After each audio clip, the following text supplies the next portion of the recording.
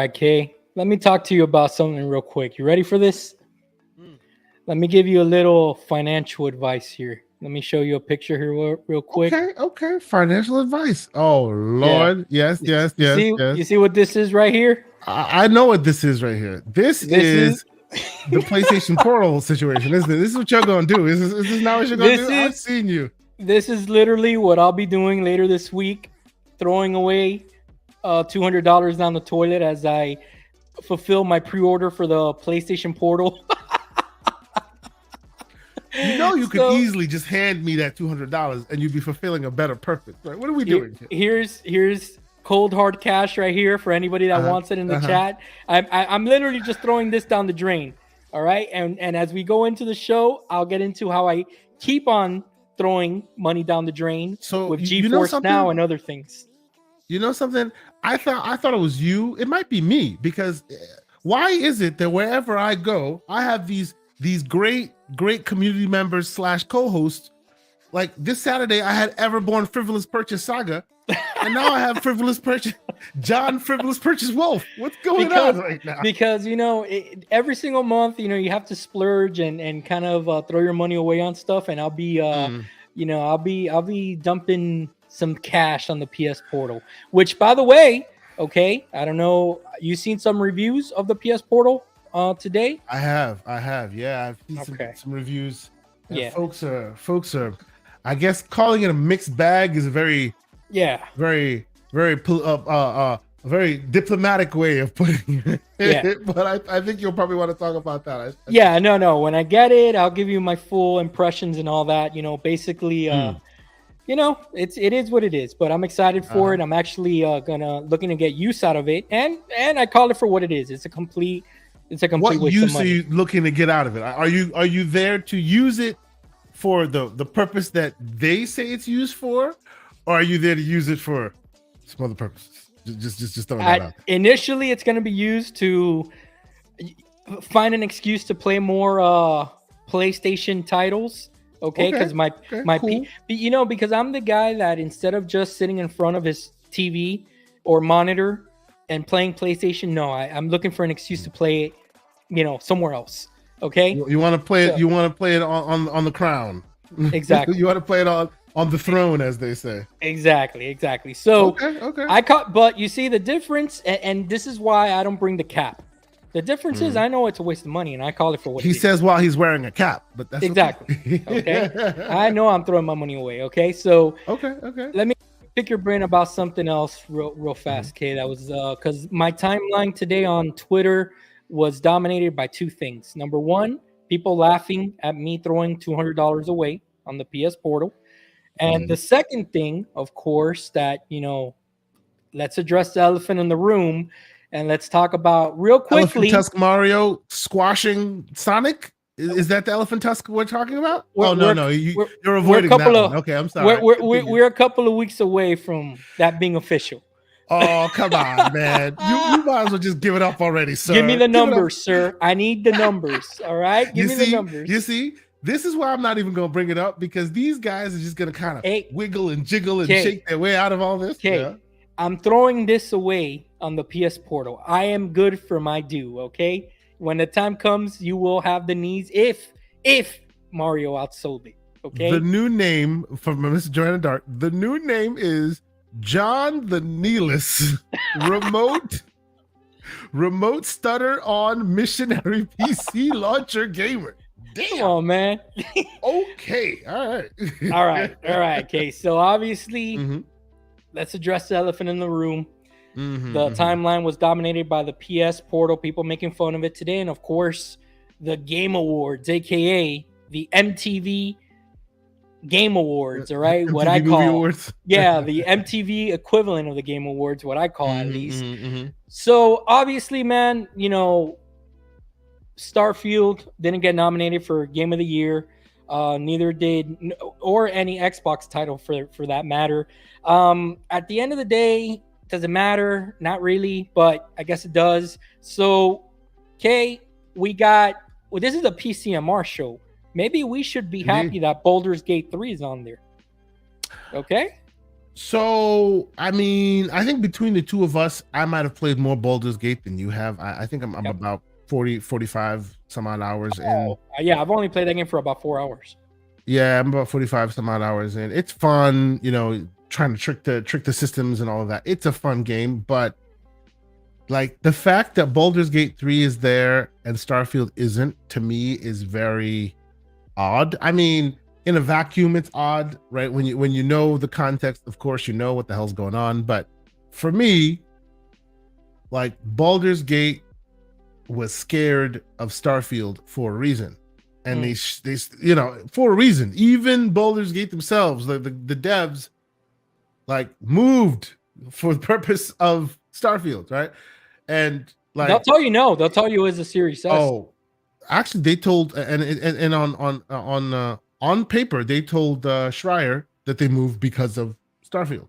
Right. They said that it's on the website.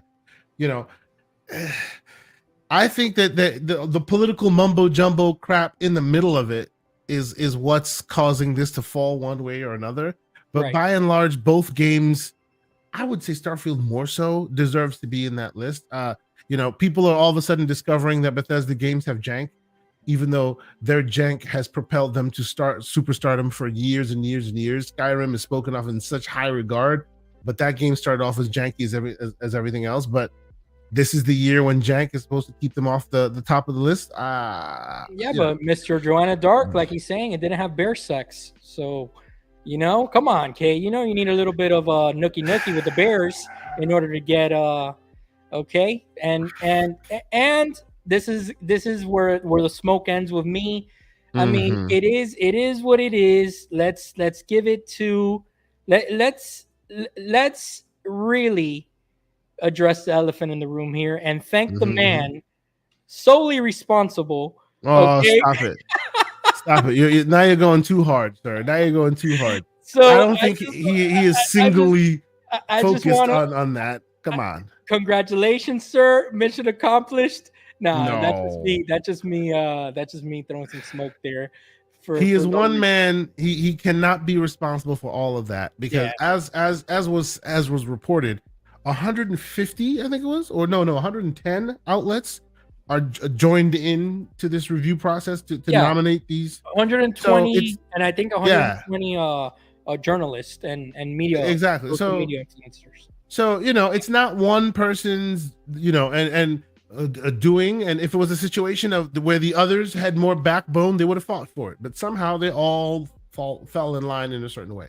What's shocking to me though? Yeah. You want to know what is shocking to me a little bit? That in a year with so many great games, and hands down 2023 to me the greatest year in gaming, period. Yeah. From games to devices to just where we are as an industry.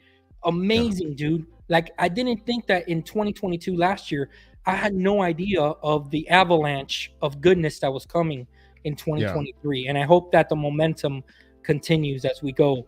But I know you were about to say a but. There's a but there. Yeah, there is. Let me see if I can finish your but. Okay. And I see Mr. Joanna Dark in here. I see him with his message. I was gonna go right there. Okay. There you go. So for me, and I'm a musician at heart, right? For me, this is like saying, oh, this is a year of years. We've never had so many albums dropped by so many legendary artists. Oh my God, so many fresh new albums from all these amazing artists. But you know what? That Tupac album from 1999, yeah, that's the one that's going to get nominated. Out of this top spot that's so coveted this year, the remastered remake gets the spot. Oh, and Nintendo gets 2 spots. Just so we can diss Hogwarts Legacy because of political reasons. Because that's the big one. That's the big one. Because yes, just so we can snub Starfield. Because you know what snubbing Starfield will do? It'll give us clicks and engagement. Mission accomplished. I agree. Right? So they left off 2 of the biggest games, and they went with what I call a safe pick because they didn't want the bad publicity from one crowd. And then they wanted the clicks from the other crowd. From the other crowd, yes. And one thing I've noticed real quick, And I see FTW pointing it out. Lies of P taking RE's place of RE or Hogwarts. It looks like they had the answers before they asked the questions. That's the reason why, like, a Phantom Liberty can be best ongoing game. Because let me be clear, I love Cyberpunk with all of my heart. I have 140 some odd hours in that game. Phantom Liberty, amazing. And oh, by the way, it's got Idris, so I'm in the bag. I'm biased. Forgive me. Of course. Like, so, like, and the show they did, they turned it around. I think they deserve to be recognized. But best ongoing game? That is fucking bullshit. Forgive me. Yeah. That is stupid. Do you know where it should have fit in? Best RPG. Sure. Because it's an RPG. It's a deep RPG. But no, we already have the answers. Let's figure out where we're going to put them. So let's put this with best. Yeah, and that's and that's why it's, to me, this is we were talking a little bit about this in the green room. That's why to me the Game Awards, and I give props to Jeff Keighley. I think he's done a lot of work, dude. And anytime that people put in the work, I like to recognize that. Sure, of course. But so he's put in the work to become the de facto award show. But I think as an industry, especially us in the content creator community, I would love to be able to be in a position, like, to be where Kind of Funny is, where we have our own thing as a community. Because the reality is that the journalists have their own kind of boys and girls club, and I think that this is a reflection of that, and I think that the categories, they're not well represented, as we see. It's more of what I feel is a popularity contest and a marketing show more than anything, and that's fine. I mean, Jeff has to do what he needs to do to pay the bills, but this is what I'm trying to say for everyone that's kind of bothered by this out there. We have the power in our hands, and what I mean by that is that, why don't we do our own award show? Why do we need them why do we need them to classify what our game of the year is? Are you saying, Mr. Wolf, that if you don't like what you see, be the change you want to see in the universe, that maybe we should hypothetically, possibly combine forces and create a collective and start a new thing, and maybe possibly one day be able to start our own channel? Yeah, of course. All hypothetical. Yeah, I mean, stay tuned, ladies and gentlemen. Stay tuned. Let's move on. I mean, the thing is, we'll leave it there in the cliffhanger. But the thing is that we settle for what they give us. Think about the PCMR mentality. Why settle for what they're giving you when you can take matters into your own hands? So, you see what I'm saying? On that point, and he has not asked me to do this, but I will do it anyway. Seek out the Wandering Dutch. He is doing the community showcase. He did one early this year. He'll do one of the best shows late in this year. One of the best shows, up there with the Xbox showcase. How did that community showcase start? It started because he got sick and tired of seeing us and our views not represented in what is considered the awards. So if you don't like the awards having the moniker, as you're saying, John Wolf, this has become the de facto way that gaming is represented, whether we like it or not, right? A lot of people want to debate but it's not real, and it's not. I'm one that says it does not stand on merit at all, right?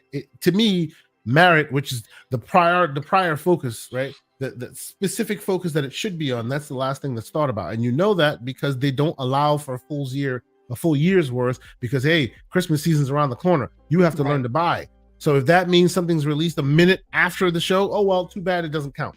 BS.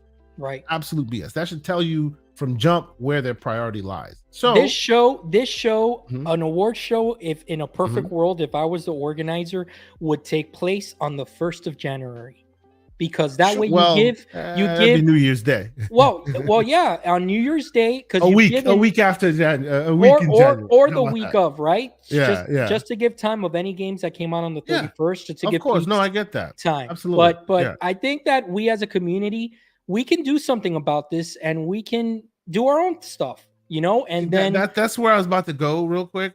If you don't like what you see, right, as you were saying, John, we give it the power it has, right? And if you're frustrated that it has power that you think it doesn't deserve, then it's time for you to look around. And just like if you're sick and tired of listening to them radio hits all day, go on Spotify and start digging into the crates. You'll find something cool that you didn't know exist. And by the way, to me, that is the Indie Showcase from the Wandering Dutch.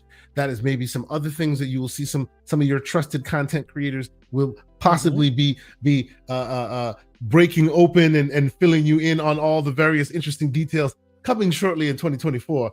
Possibly, maybe, we shall see. Yep. And we're gonna be the catalyst for the change that is sorely needed.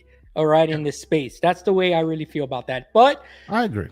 With that long introduction, welcome everyone in the chat to officially episode 18 of the Gamers Playground. I see the usual good peeps in the chat. I'll be on hosting duties today with my co-host Kay Asante, the one and only, of course. We got our usual suspects in the chat, Kay. Already, I see we have a super chat. You want to address that real fast so that we can give it the proper respect it deserves? Rob the Don 202 $2 super chat. He says, thank you, brother Kay Asante. Well, thank you. I appreciate you being here. I appreciate the support. And we're here, we're doing it together. If we don't appreciate what's being said or being done, it's time for us to change that narrative. So that's what we're here for. Although, let's be clear, this is not me advocating for screw this or screw that or whatever. No, I'm first to watch the Keeleys. Why? Because I love them trailers. I love it's a fun show. Sometimes it's a moment. It's off or whatever. It's a cool moment. We just want integrity in our things, and maybe we'll seek that elsewhere. Speaking of integrity, we got about $198 left, so I can recoup my PS Portal costs, guys. So the super chats are working there. Frivolous purchase. Just busting around. So okay, we got a lot of topics. We got the elephant addressed already, which was the Game Awards. You mean Elephant Tusk Mario taking your knees? I'm sorry. Hey man, every time anybody says elephant, I have to remind them. Trust but verify, okay? Trust but verify. All right, so we're gonna be talking, of course. This is a PCMR show, as you guys have already come to learn, and more. We added that in there because we just like talking about gaming shit, man. And we're always up to a bunch of stuff, which leads me into the first thing I want to talk to you about, Kay. Brother, I had a pretty eventful weekend because my little one, she got her tonsils removed. So we had to be indoors, and we couldn't go out anywhere. She had to recover. So I started working on a little project because I got an inclination that we're gonna receive some news really soon about the PlayStation 3 online store and the PS Vita store. And I have a feeling that any day now they're gonna announce that sucker's gonna shut down in 2024. Because that they initially came out, they initially pushed it back after the community kind of pushed back, but they're going to bring it around, especially with Xbox doing it soon. That they're going to piggyback on that. So what I did was I brought out the old PS3 and I said, let me make sure that I upgrade my hard drive. That is a little thing that I wanted, a little project I wanted to work on. I did that. I formatted a 1 terabyte into the PS3. PS3? PS3. Okay. Real quick, put a quick pin in it. We may come back. If people are interested, I can maybe show y'all how to do some little 1s and 2s on the PS3 and make it do some more things than you can. My PS3 has my fat beast PS3, my George Foreman grill PS3 is sitting pretty in the living room. And it does some interesting things, boy. I just want to know something. Did you get 2 jobs for that PS3? That's all I want to know, okay? No, actually, believe it or not, that was an ex-girlfriend's purchase for me, who's no longer a girlfriend. I have my wife, but hold on. I got something for you. Hold on. I got something for you. Keep on going. I will say that thing was purchased day one. PS3, fat. It's the PS3 that actually can do back compat. From a hardware perspective, it had Linux. I was running Linux. I was running the I remember that. various the distro on there. It didn't have access to any of the real resources, but it was kind of cool and fun until they nerfed it. But I've been able to put the Linux back, among other things. Just to say. All right. So what I was doing right now is that the person that gave me the idea to kind of do this is I know maybe you've heard of him, maybe you haven't. Have you heard of Mystic Ryan? That he covers all things PlayStation? Yes. Awesome dude. All right. He is one of the good guys when it comes to PlayStation Nation. He's, very into the PlayStation. I've caught some of the news stuff that he's done. Yeah. I haven't caught enough of his stuff to really have an opinion, but so far he seemed pretty. He's not on the obnoxious side of the town. He's he's not shy about being PlayStation centric, but he does it the right way. You know what I'm saying? But he actually gave me the idea for it, and I want to show this right here. Do you know who this fella is right here? Oh God, what are you doing? What are you doing? No, what are you doing to me? This is young, beerless. That's what I looked like before when GTA 5 was first came out. This is right here the man that got the X to get him the PS3 on day one with that smooth voice. And is that the way you were able to? Hey baby, I need this PS3. It's $600. Wifey's in the corner. Stop it. I'm gonna need you to sell one of your kidneys for it. So I got the idea. I needed to embarrass you for a little bit. Of course, that's all that Go ahead. So I saw a video of him going through his old PS3, and I'm like, man, I have all those games bought digitally, but I want to make sure I don't lose them just in case that they close the PSN store. So I went in, and by mistake, I literally transformed my retro gaming kind of like the way that I retro game, and I'm going to tell you why. Because of two things that I had stored away in the closet that I actually brought out to use with the PS3. The first thing I want to show you, have you heard of this sucker right here? Of course, I use that on my Abacus all the time. It's the only way I can have it on a 4K screen without the freaking pixels killing me. Like they're just eating me. For anyone out there that wants to up your game, literally, okay, when it comes to retro gaming, get yourselves one of these. It's called an M Classic. You can get it on sale usually between $70 and $80.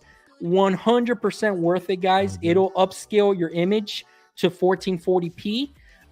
There's one that's more expensive that does 4K, but this is a 1440p version, which is good enough. But let me tell you, when you combine this on your PS3 or your 360 or older consoles with one of these right here, okay, this is an OLED portable monitor, 13-inch OLED. Wow.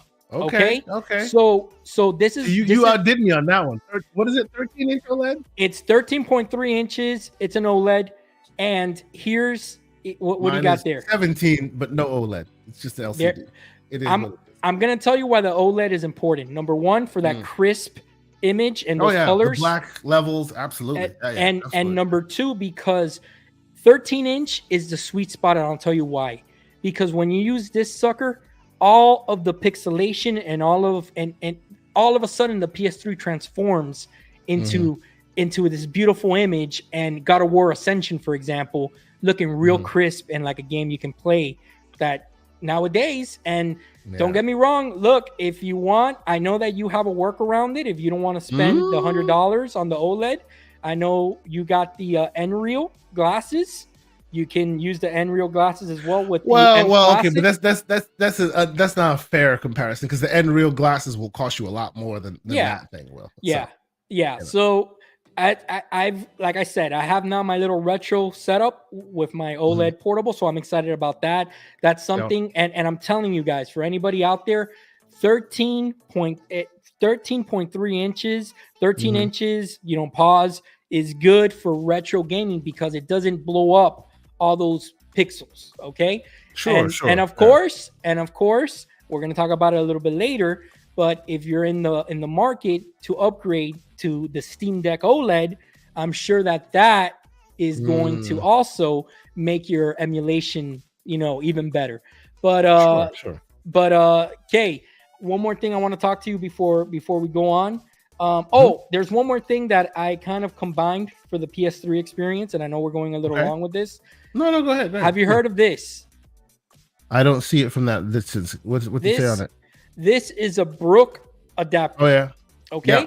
So what this sucker does is it allows you to use any controller with your PS3, and of course, I'm using the DualSense. Okay. To kind of bring up the control game, because that PS3 controller sucks. All right, it's one of the worst controllers ever. So listen to your man Kirby Zero Louise speaking facts from the chat, man. And I was just about to bring that up because my 7840U, it's humming. If I could only show you what I'm emulating, but I don't want the ninjas to come after me. So I'm gonna calm down. It's okay. It's all right. I mean, he's not wrong, but sometimes I'm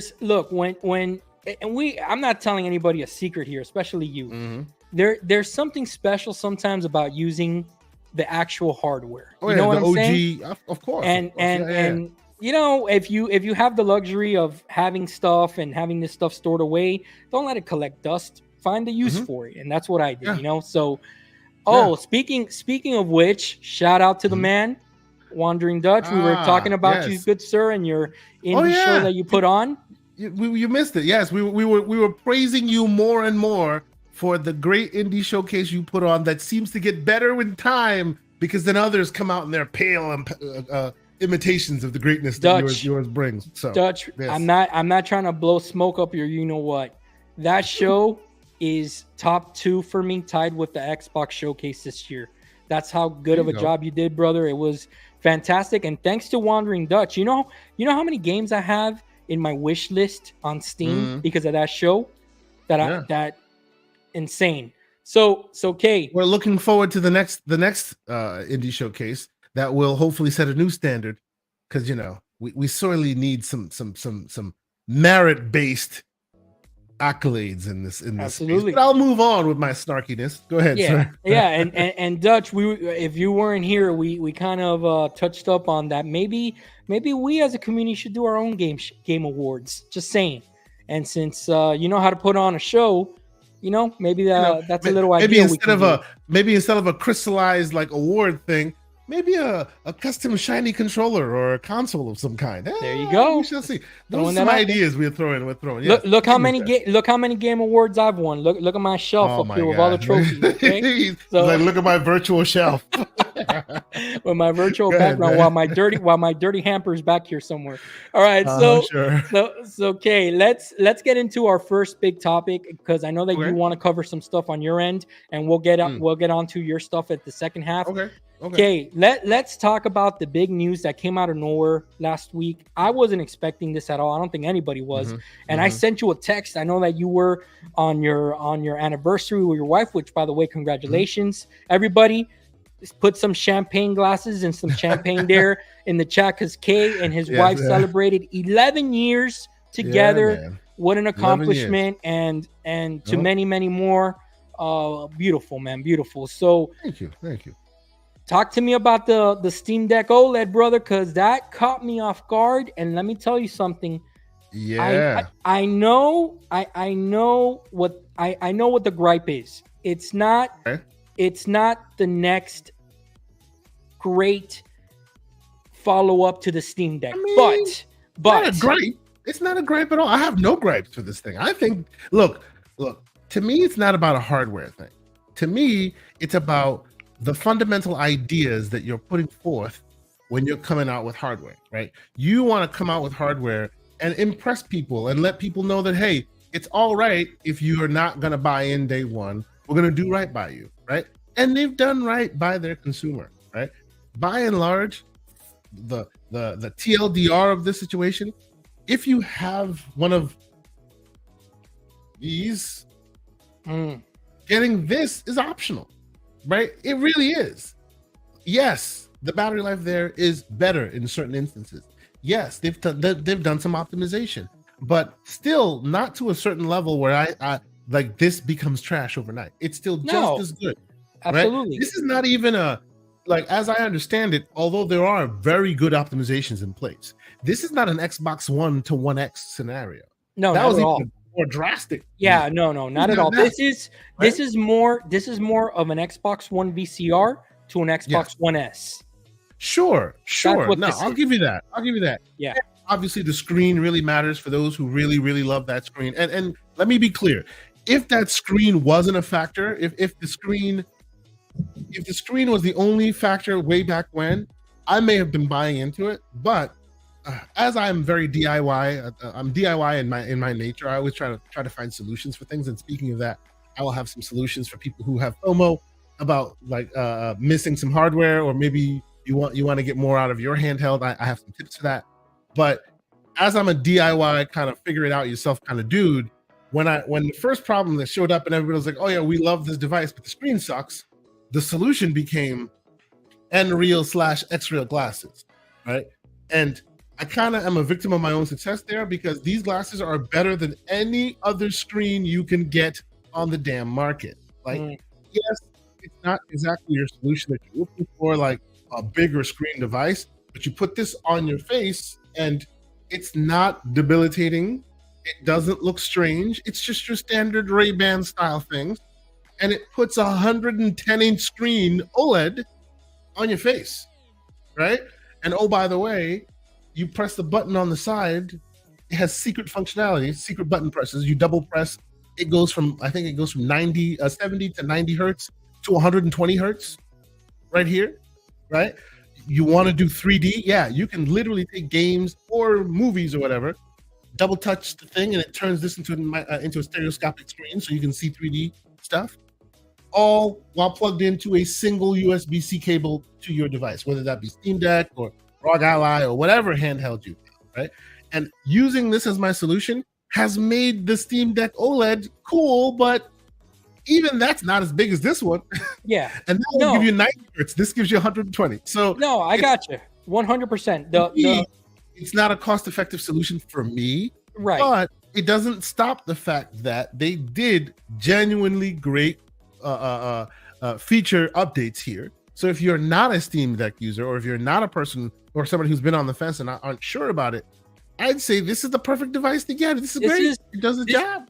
Okay, so let's kind of separate this conversation into like, because you already addressed whether you were going to upgrade, and I think that you've kind of answered that with your response of the you already have your OLED solution, which is your Nreal. You're more than Steam Deck day one when they say Steam Deck 2. There you go. So because and real quick, the reason why I will buy Steam Deck 2 day one is because this was a device of concessions. This was a device where they were like, let's test the waters. Let's see if people like it. Let's see this. Let's see that. Right? That is why this became so popular. Now you're in a world where ROG Allies exist. You're in a world where the Legion Go is doing their thing.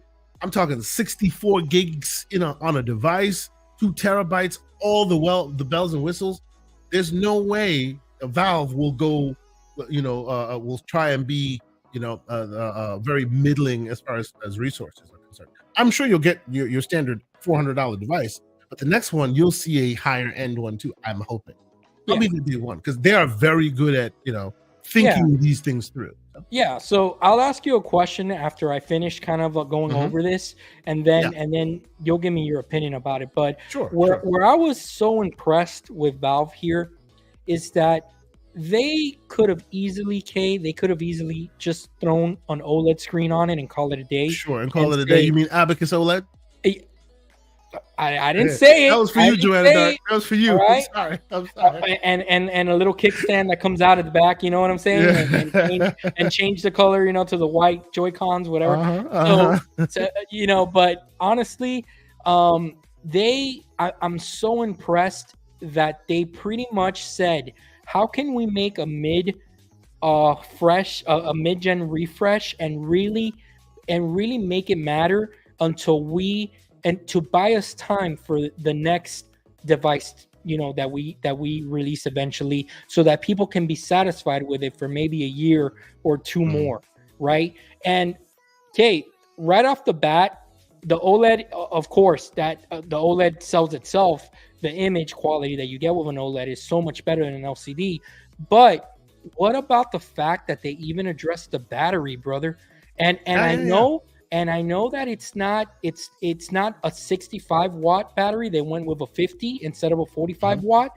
But even them actually doing that really shows you that they are so in tune, more than any other company, in my opinion. They really are the pioneers of this space, and they just get it.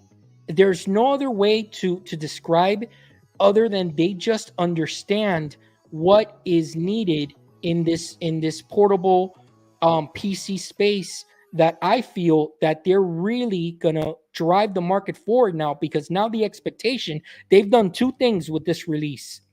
Number one, they've rubber stamped that you need OLED, okay, and they've also rubber stamped that you need a bigger battery.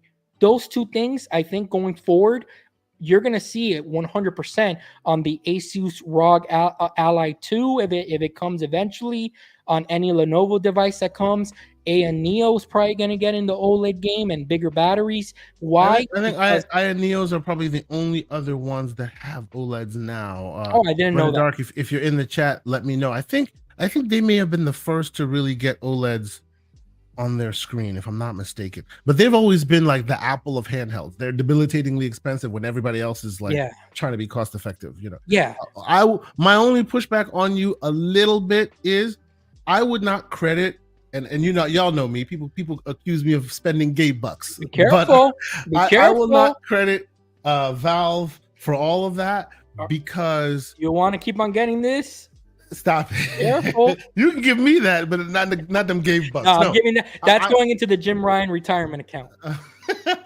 I will not credit them for all of that, because what they did there is doing something that they are uniquely qualified to do, which is R&D the heck out of it, right? R&D the heck out of what's existing. Like, all these other players in this game I wouldn't say could do it. They don't have the opportunity to, because they don't have money printing in the form of Steam. Correct. Right? When you are at the level that Valve is, you don't get into the game with a deadline. You get into the game with a mission, and until that mission is fulfilled, you just keep working at it. That's why sometimes you haven't heard, like, they've been documentaries. They've made many games that they got tired of, and they went, it's not to our liking, and then threw it all away, and you never hear from them for years. All this R&D, all these dollars spent, poof. And they're okay with it because they got money printing in the form of Steam. Yeah. Right. So until they found that perfect synergy of, okay, our custom SoC, okay, we provided great instruction sets, okay, we can hit low TDPs and do more with less than anybody else can. You know, Asus ain't spending that time. They got to spin it around and get you to pay them real quick. Of course. Lenovo's not spending. You know what I'm saying? So it's appreciated that they did that. True. But I think it's more that they have the ability to do something like that than more of the others can. And in this space, what I'm hoping for is that it drives the others to innovate as well, because they're basically creating the new reference design for it. You know why I'm so I was shocked a little bit that they did this, and at the same time very happy, and I'll tell you why. I think I really like the fact that they were so aggressive with this. And what I mean by that is that they didn't, I have to credit them. And the reason I'm so impressed is not because they're releasing a more powerful device or anything like that, because I think at this time we can all kind of guess that that's coming down the line. But they really went all out with this thing, and I'm impressed. And I'm going to be honest with you. This is the question I wanted to ask you. If you were in a situation where you did not have your I'm sorry, I'm forgetting the name, the A1 Pro or your Nreal, yes, or your Nreal, I think that you may have a different tune. I think you may be having a different tune with this upgrade. No doubt. I will say point blank, like, I'm more dubious about the Legion Go than I am about this, right? There's no world where you'll probably see me with a Legion Go, because I have this guy and he is basically a Legion Go with a better battery. That's literally what this is, right? But if I find someone who will buy this for a cost-effective price, or find a way of being able to get rid of this and be able to buy that thing without it, I'm trying to buy a car, so I'm trying to be a bit more, Yeah, minded. you ain't living But that Jim Ryan retirement fund life. All right, like but you some know what of I'm us saying? here.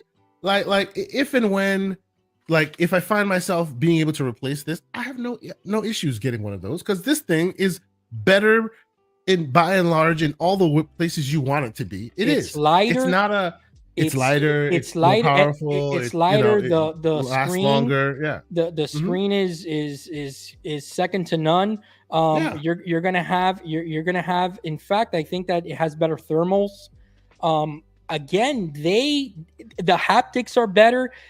Everything about this device is an Mhm. upgrade, and I'm shocked Yeah. by that. I don't know why I'm so shocked by And that. all at the same price. Remember, this is their Crazy. mid-gen refresh status. Remember back in the day when you had the big, huge console, and then in the mid-gen they give you a slimmer version at either the same price or less. Remember that novel concept that used to happen all the time, but Yeah, now that didn't happen because people raise prices after they changed. exactly. Yeah, no, this is how it used to be, and this is what they're doing, right? This And is what this, they're doing, this is them giving you a game with a console. Like sure, you just yeah, don't yeah. expect that anymore. Yeah. You know what I'm What they're saying? doing is capitalizing on the pipeline. They've iterated and iterated and iterated and found some cost savings, and they're instead of passing the cost savings on to you and making it cheaper, which they kind of are, because they're still selling the OG Steam Deck, the 256 version, at that price, at a cheaper price, right?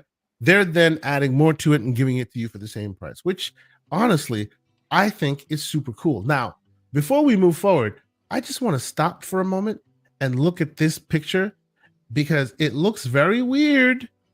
It looks very suspect. I Hmm. see I see my Steel Series, which I have a Steel Series headphones I was actually wearing a few minutes ago. I see the Steel Series logo there. I see an Xbox controller and an adaptive controller there. Hmm. You can pick out. I see an 8-bit dough fight stick there.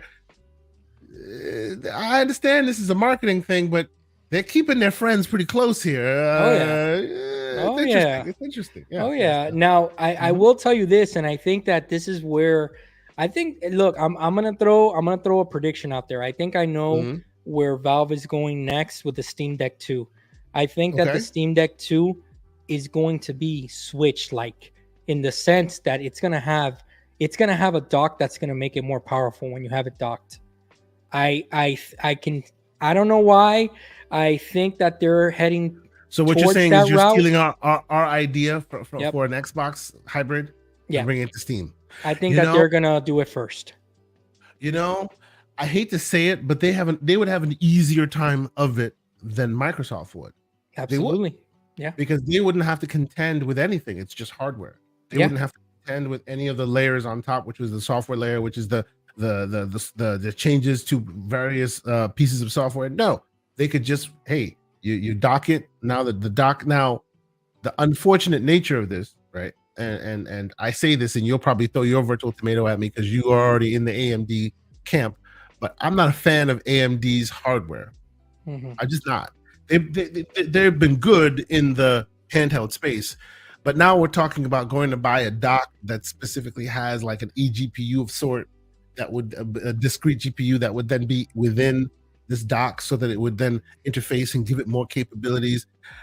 Like, I don't know, man. I don't know. I want AMD should impress. We should see. This Maybe with Valve's help, they will, because obviously they're using an AMD, a modified AMD SoC right now, and it's performing better than most things. So, I know you're being I I'll know leave you're it in Valve's being side. I know you're being good right now because of the car situation and all that, but Uh-huh.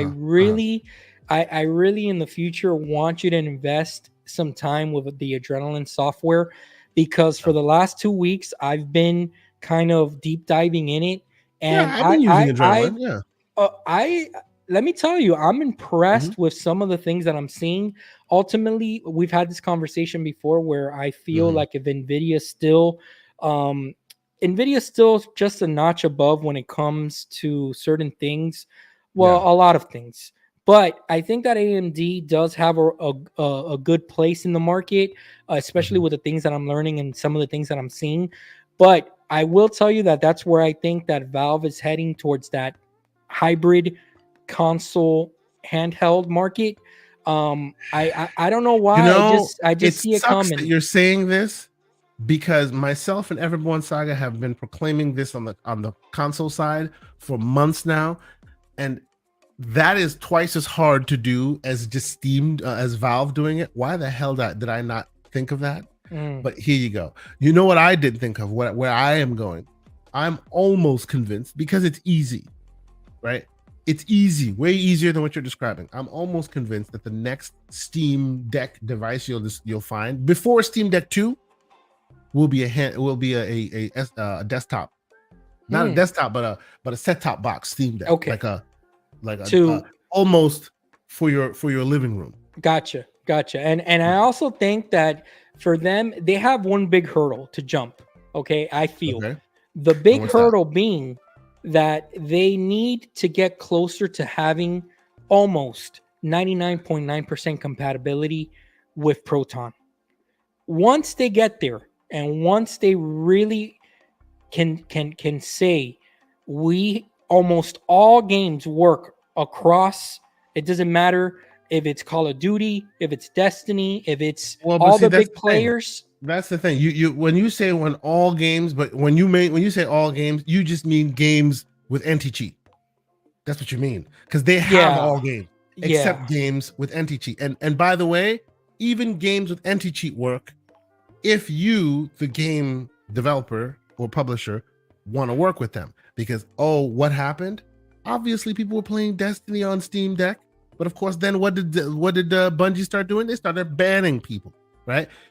I think there's even the specific anti-cheat that Bungie uses. There was talk that there is a version that can be used for the Linux operating system, and they're not interested in interfacing with that. Bungie did more than ban people. They actually fired people too. No, but that's another conversation, all right?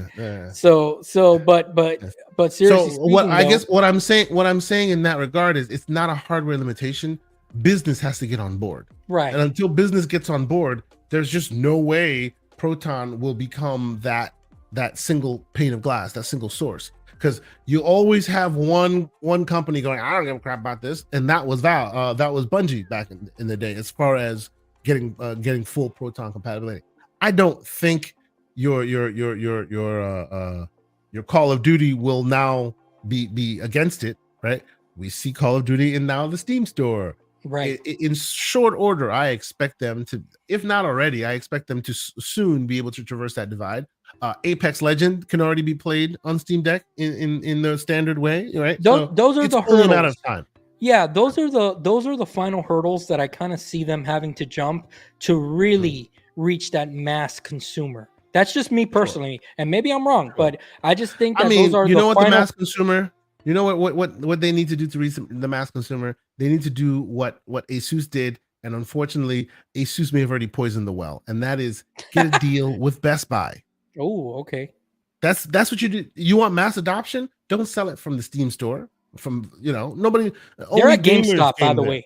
They're at GameStop. Yeah. These are at GameStop now. Yes. Yeah. But go to your standard. Go to your Best Buy, go to your micro centers in the States, go to all the various standard places, have support for something that anybody can just walk into a store and pick up. Agreed. That will get you trajectory. Yeah, I think that if I had to look into the crystal ball, they're going to have some shelf space with the Steam Deck too, for sure. I think that we're going to see it because more than anything, I want another player to be there to put pressure on all these companies, because I enjoy it. I enjoy all these companies pushing each other, and this is what it's all about. So, I think so. Well, one thing. Since we talked about the Steam Deck and the Steam Deck OLED and how the Steam Deck OLED is now more powerful, and people are like, maybe I might get rid of mine because this thing has 30% more battery or whatever. You didn't ask me if I was getting it, sir. Are you getting one? No, not right now. But see, my surprise is I'd be surprised if you were getting one. You have a Zen 1 Extreme processor capable device. Why? Yes, it's still not as performant at lower TDPs, but you're not playing Celeste. right? You're playing, I don't know, Alan Wake or something of that nature. So you want the Okay, higher TDP I'm a performance. I'm a tormented soul, as you already know. There you go. I'm There you literally go. throwing away $200 on the PS Portal, Yes, you are. Yes, you and are. instead of putting $200 towards this device, I'd rather get something that's completely useless, right? But that's just the way my brain works, right, brother? But I'm gonna tell you why. I'm gonna tell you the same way that you have found satisfaction with your current Steam Deck and you know And the glasses A1 combo. and the Yeah. glasses combo. I have found that piece with a combination that I've kind of Okay. put together here, which Okay. I want you to throw some more virtual tomatoes at me as I throw money away. Okay. Oh And it boy. just goes to show you my Okay. Show me what you got. my level of just flushing the money down the toilet here. So you remember maybe like a month ago that I went to my mom's house and I took the Asus ROG Ally with me, but I didn't take the power cable with me, and I had to sign up for GeForce Now in order to not have the battery drain in literally like 2 God minutes. forbid you wait and game later like a normal person. No, Yeah, no, of course not. You know, while my mom there is telling stories of me being little, no, not gonna happen. So I forgot all about that. I had enrolled to GeForce Now. All right. Okay. So while I'm going through my finances, I saw the charge and I go, oh, you know what? Am I going to cancel this thing? What am I doing with this thing? So I'm like, you know what? Let me start playing a little bit. Let me use, you know, let me test it out some more, whatever. Okay. GeForce Now is it's pretty smooth, brother. Okay. Yeah. And when you have a 4080 at your disposal, and I know it's streaming, here we go. Here comes it feels almost seamless. Yes, it does. It's so good. All right. So then I'm like, you know what? Let me dock my Asus ROG Ally on my 4K TV and let me see what happens if I stream at 4K using GeForce Now. Okay. Okay. 4K on a 4080, ray tracing on, midnight suns as I'm trying it out. It's smooth. There's no hiccups. There's nothing happening here. My brain starts going a little bit. I'm like, guys, have we entered the stage where now maybe you don't need an eGPU? Maybe if you have... Why are you shaking your head? Let me spend irresponsibly, Kay. Okay?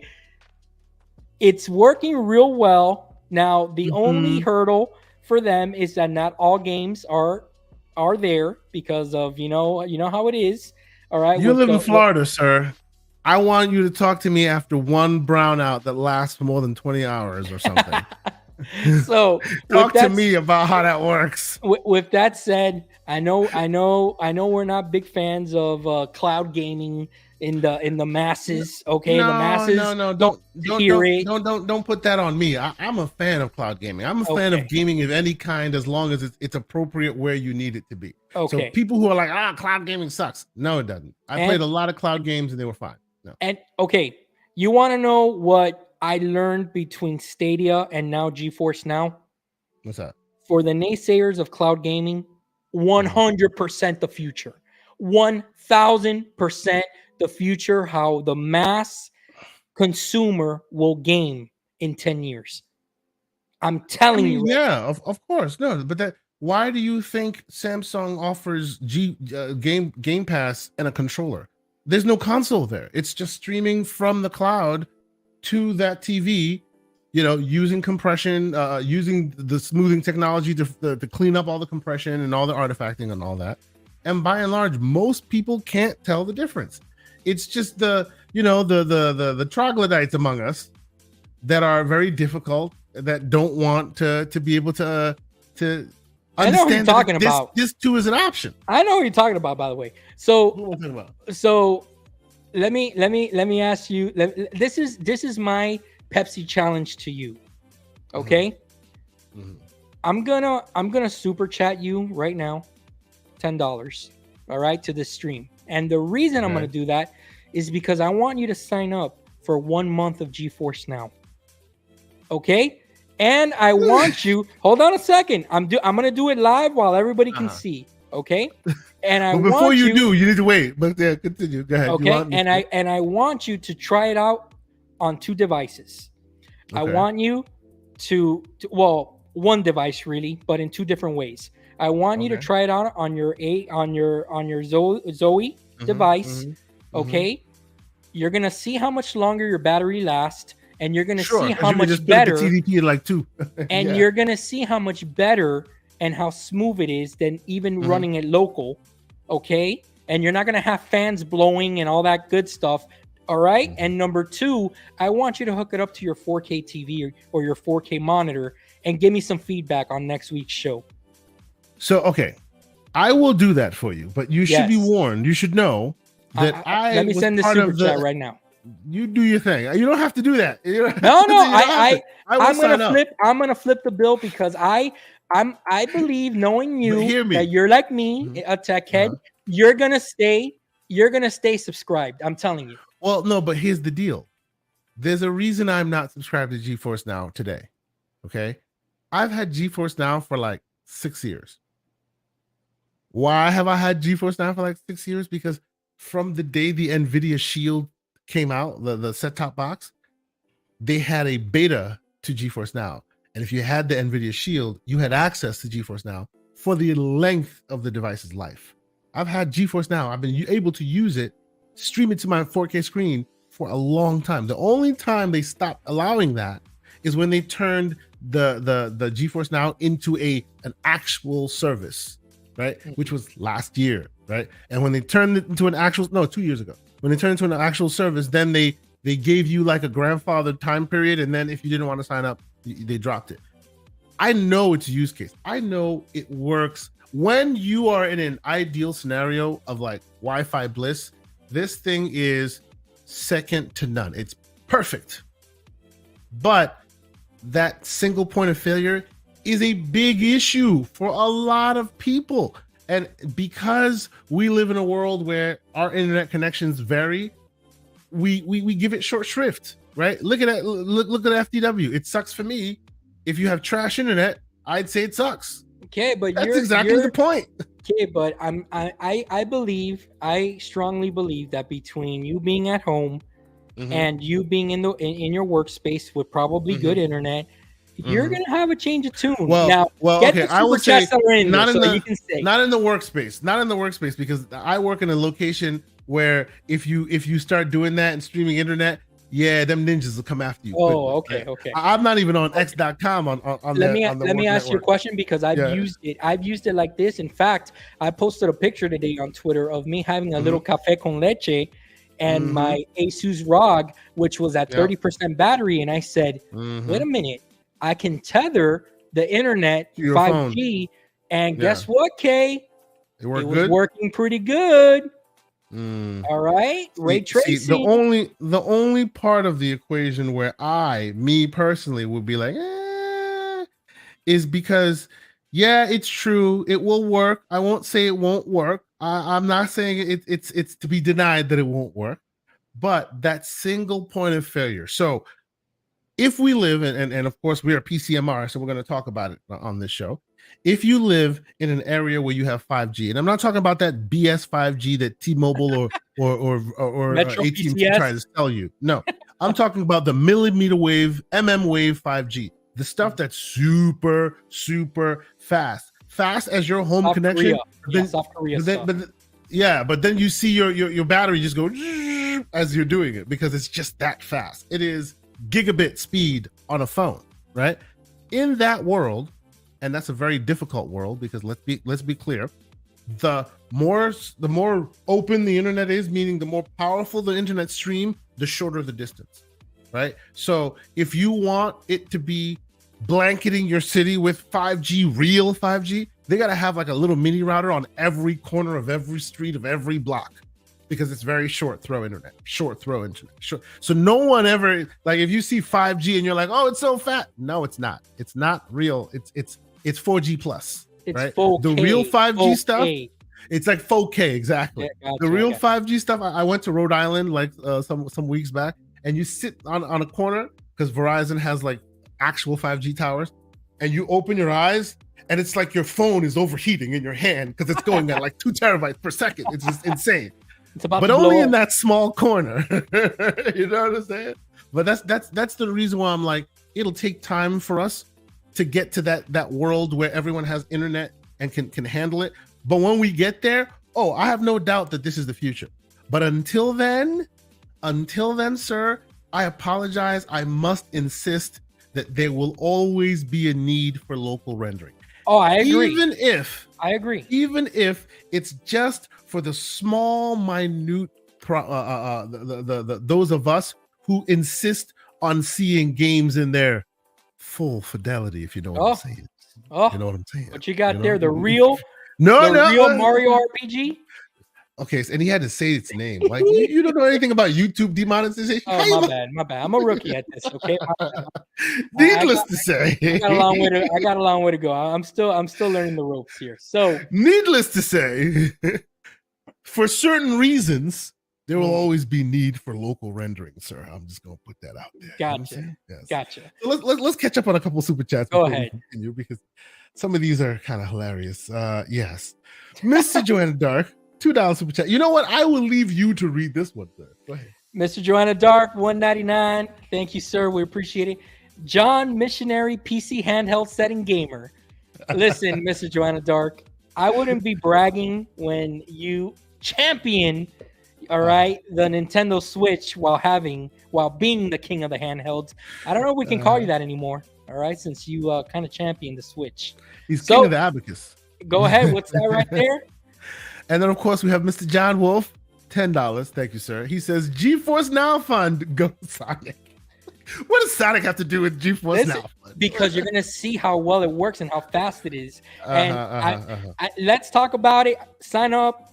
It's on me for the first month. Go ahead. I want you to use it, K. I want you to stream to your handheld, and I want you to stream to your 4K TV, and I want you to give me some feedback next week. See, FTW. He's just gonna keep.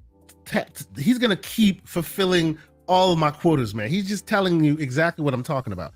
I have a buddy of mine who lives in upstate New York.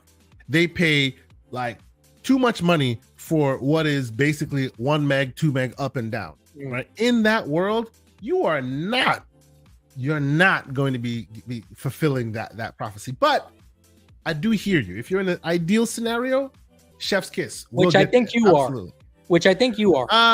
I'm in a semi-ideal scenario. My internet coming into the house is great, but my routers are getting very long in the tooth, so I need to replace them.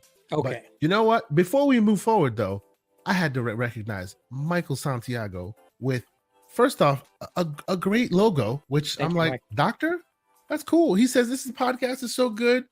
I like the music and the techie and it's techie ears. Keep up the great work. I appreciate it, sir. This is the podcast that we advocate for spending your money on stuff you don't need. Okay? Stop that. Stop that. But you know what? Before we move forward, we were talking about the Steam Deck and all of that. Let me use this as a brief opportunity to put forth one of my pro tips. Go ahead. Just one, because it's Steam Deck related or handheld device adjacent related. And it might benefit a bunch of people. So I think it's cool. We want to give it a shot. Last week, if you didn't catch us, or the last time we were on the air, if you didn't catch us, I did give you 2 recommendations for handheld devices, right? If you had a handheld device that maybe didn't perform the best in the dark, you're sitting, you're lying next to wifey, you don't want the brightness to shine on their face. Like, I have a problem with this. It doesn't seem much right now, but in the dark, it's super bright, even when you put it to 0, if you will. So there's a piece of software called Dimmer on Windows, on the Windows side. Just very simple. Type in Dimmer, Dimmer. You find that. It's a small little program. You run it. It will darken your screen even more, like way dark. To the Not dumber, right? Not dumber. Dimmer. Dimmer. Okay, gotcha, yes, gotcha. Indeed. And then, of course, there was another piece of software that actually came with the A1 Pro. It came pre-installed in the A1 Pro, but it's open source software that anyone can find anywhere, and I think it's great. Everyone with a handheld should use it if you use a Windows handheld. and that is a device called a piece of software called FX Sound. FX Sound, and it's a open source piece of software as well.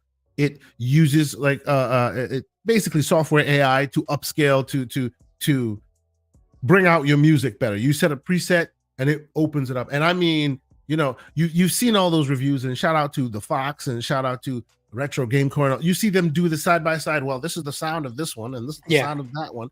It is night and effing day once you're running FX Sound, right? The ones that sound like crap before are like perfect, like just opens it up, all by running this piece of free software before. And dude, let me tell you something. The ROG Ally has the speakers on that thing are powerful. Are pretty great. I'm gonna download that myself and see what happens. Yeah, it opens it up. So sounds good. To add to those recommendations from last week, you know, you saw your Steam Deck OLED and people are like, it's more powerful, and now you're thinking, maybe I should get rid of mine because it's not so powerful. I say hold your horses. Feeling the There's FOMO. A piece of software out there. Yes, let's kill that FOMO thought. There's a piece of software out there called Universal x86 Tuning Utility. Now, this is for just any device that you want. If it's x86 based, you want to give it a shot, you can come read the instructions. It'll tell you more. If you want the specific handheld variant, you can do that, right?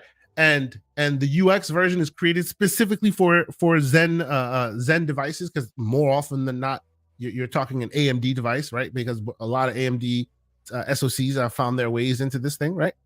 But what this does is, a lot of the software that you use, whether it be Armory Crate or you're using your IS Space, or in this case OX console, all of them, they have certain thresholds they set, right? They say, okay, you know, this is a 30 TDP device, so it goes up to 30 TDP. Oh, you can only go so far with the CPU, so far with the GPU. This tells you, nah, you don't have to go that far with. You can go far, far more, right? Wow. And you can set up so many custom things that you couldn't in your own software. You can configure APU, you can configure CPU, GPU clocks individually. You can set them, you can say, hey, every time I'm on battery, lock my screen to 40 hertz, make sure that everything runs to 40 frames per second. So then it will cycle through the CPU, through the TDP levels, and get it very finite and aggressive to make sure that every time you're on the screen, you're being given 40 frames per second. So if it only requires 10 TDP to give you 40 frames, great. If it requires 13, it'll shoot up. If it requires less, at any moment's notice, it's fluctuating the power level to just give you 40 frames per second. And you can do that with the software. Nice. Right? And even better, let's say you're like, oh, I have 28 TDP. I think it sucks. I want to do more. A lot of these reference designs, a lot of these chips, the good thing about the fact that they're all the same chip in different clothes is everyone knows what they can do, right? Depending on the type of CPU or the type of company you have, right? Maybe the cooling is different, right? They fluctuate just a little bit as far as how much more or less performant it is. But by and large, they all have the same reference point. So they all can get to like 95 Celsius before they start overheating, or they all can hit a certain, right? So you can say, screw your 28 TDP setting that you give me in the software. I'm going to crank this baby up to 40 if you so choose. You can do all of that in this software. You're basically, what you're doing right now and you're describing is PCMR porn right now, okay? That's what this is. This is straight up. This will unlock your device to epic proportions. It'll let you do, again, taking matters into your own hands, which is very DIY. What we like to do around here. Absolutely. So I will let folks, you know, and don't be scared, you know. If you are concerned, I would say, you know, walk slowly, you know, ask around. These things are all over the place. If you want to try a small one and you have a handheld, let's say you're a ROG Ally user, I'd recommend the one optimized for handheld devices, and that is this guy right here. It's not as many features as the ones you want, as the original one, but as you can see, it does shortcuts. You know, you can use a shortcut and pop it up as a command center. There are super, super interesting granular details you can do to get more out of your game, right? It's quite cool. So if you have yourself a device and you think it's long in the tooth and you're like, I might want to upgrade, maybe pump your brakes, install some free software, see if you can push it to its limit and maybe get you to another threshold, and you'll be pretty darn surprised about it. I will tell you, and shout out to him. I'm going to put this on here. This is ETA Prime, a guy that I follow for most of a lot of his content. One of the best out there, and he also documented this as well. And you can literally go through. I'll put his stuff in the show notes. You can go. He goes through and tells you what each of the settings do. You know, what you can set it to, and he'll show you like different TDP ranges and show you how different its performance level is just by putting all that stuff in. So nice. You know, if you haven't had a chance to try it out, free software, give it a shot. You know, it's the difference between almost 40 frames per second and in certain cases 70, 80 frames per second because of the way you optimize. So there you go. Nice. That's good, Kay. Now, or you could be irresponsible like me and just, you know, buy the new device and just and just throw the money away. But Kay, that's honestly, that's awesome. And I did watch this video back when he released it, and I wanted to get into it, but I don't know why. I think it was around the time that the Asus ROG Ally was coming out, and since I knew I was gonna upgrade, I stopped like even, you know, looking at it. But it's great. It looks like it does a lot.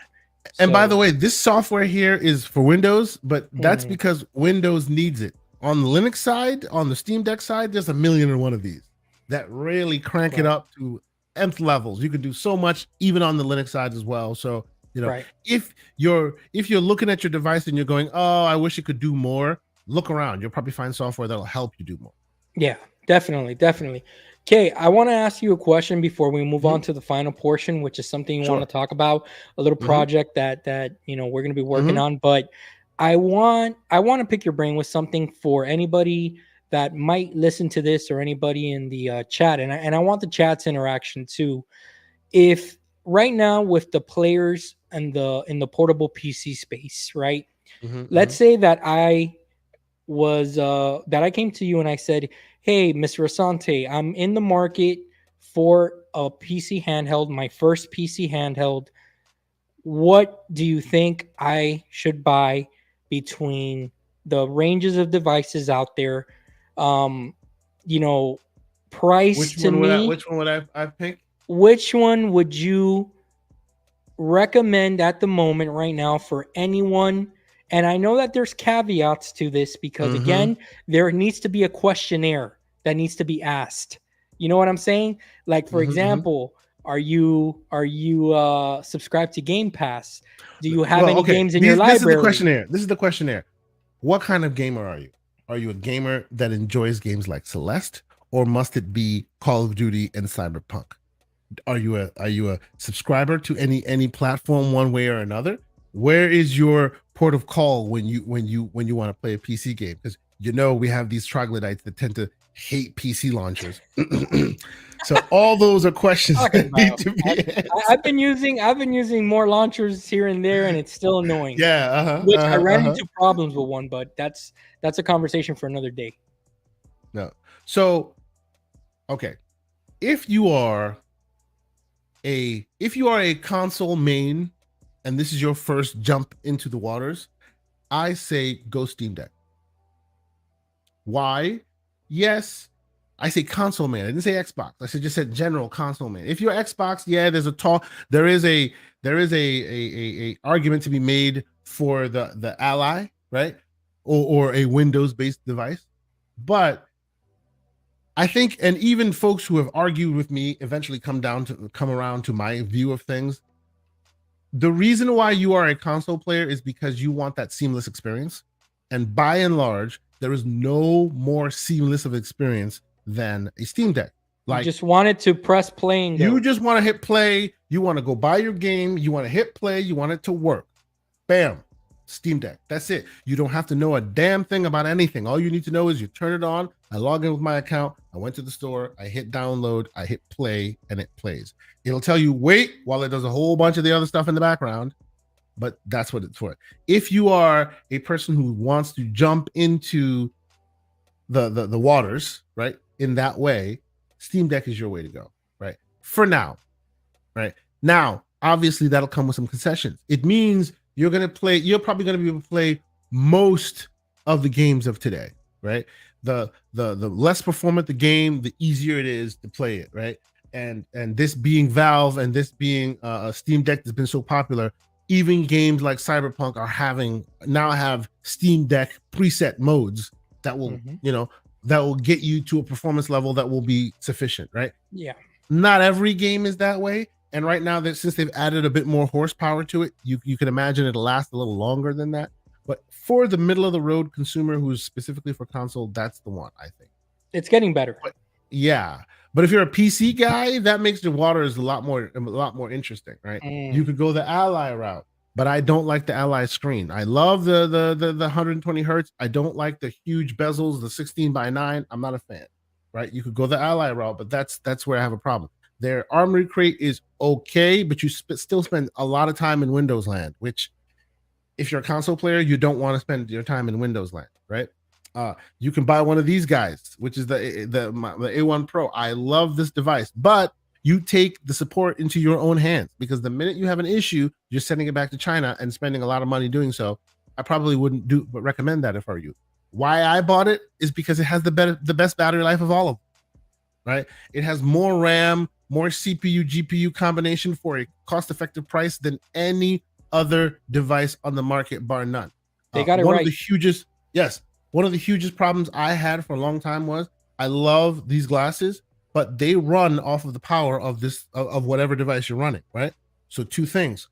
Ideally, you want a way of charging it while using it. So it's all being charged while using it, right? Correct. There are like cables out there that let you do that, and it's a big hodgepodge mess. This mother effer has a USB-C plug in the top and a USB-C plug in the bottom. Problem solved.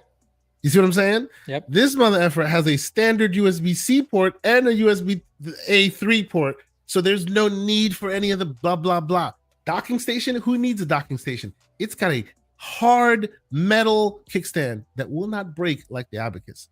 They solved a lot of problems with this thing.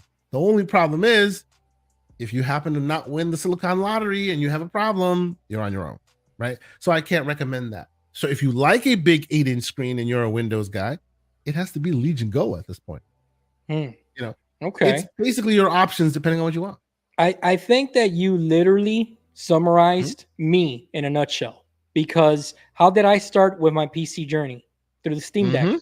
And I feel like that's what Valve is doing with the Steam Deck. There's going to be a lot more people like me that their first PC foray into PC is going to be the Steam Deck. And then as you go learning and you start wanting more and you start saying, hey, I need more, maybe Call of Duty needs to be playable on a handheld, you start looking elsewhere. It is playable now on the handheld. It is now playable on Steam Deck. They just added it. I didn't know that. In Steam. Yeah. Oh, okay. What even with Proton? If you notice, I think even with Proton, I'm not sure, but don't quote me. But I think even with Proton, yeah. Okay. But if you notice, now they've also added a little bit more power to it. I think by the time you have someone who's ready to, because right now what I see is Valve is seeing everybody dipping their toe in the water, and then as soon as they go, oh yeah, I know what I'm doing, they look for a Windows device. Yeah. And right. So I think Valve they need to cut that bigger hardware, more powerful hardware, something that makes you not want to look anywhere else. If the best, most performant device is the Valve device, you'll have no reason to go to Windows. I agree. I mean, unless and the big seller too, especially for our crowd, because we're in a small circle, even though we follow a lot of people and we talk to a lot of people, okay? But a lot of the people that we follow want Game Pass.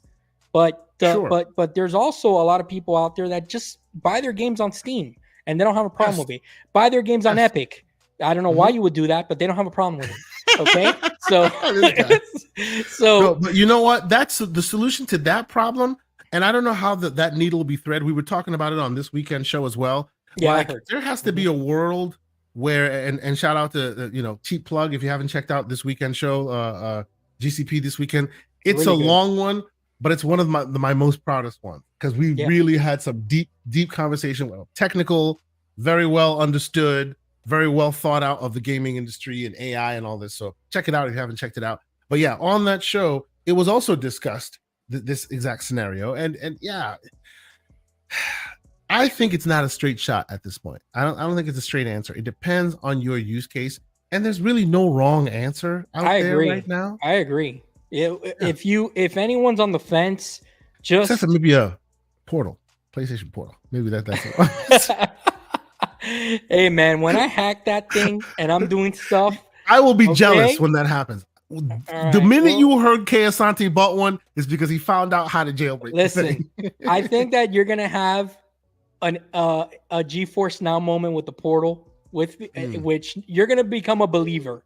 Okay, you're gonna become a If I believer need after the this week. GeForce moment with the Portal, I will just run it on here, which supports You can GeForce do Now native. Like Go it's ahead. just right there. The app is installed.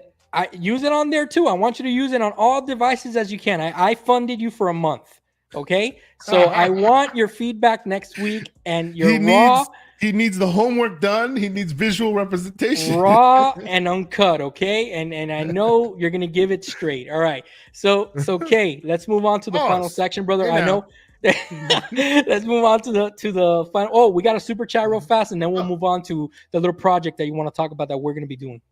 The legend G4GQTV, which for those who don't know, Carlo, what's going on, brother? He said support these guys with a $5 super chat.